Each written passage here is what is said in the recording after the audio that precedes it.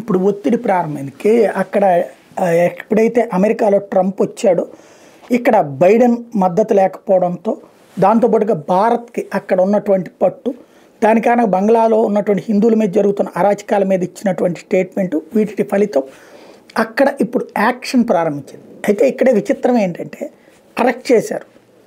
వాళ్ళకి పేరేం పెట్టారు తెలుసా? డెవిల్స్ హంట్ అంట. అంటే హిందువుల మీద, బౌద్ధుల మీద, జైనుల మీద, క్రైస్తవుల మీద అక్కడ దాడులు చేసినటువంటి వాళ్ళని దెయ్యాలని, రాక్షసులని ఆ దేశ ప్రభుత్వమే ఒప్పుకుంటోంది. డెవిల్స్ హంట్ పేరుతో ఇప్పుడు దాదాపుగా 80 మందిని దాకా అరెస్ట్ చేశారు. ఇంకా అరెస్టులు కొనసాగుతున్నాయి. దాడులు చేసిన వాళ్ళ మీదన, దుర్మార్గాలు చేసిన వాళ్ళ మీదన. బట్ అది ఉత్తుత్తిగా అరెస్ట్లే, ప్రపంచానికి కథలు వినిపించేందుకోసం.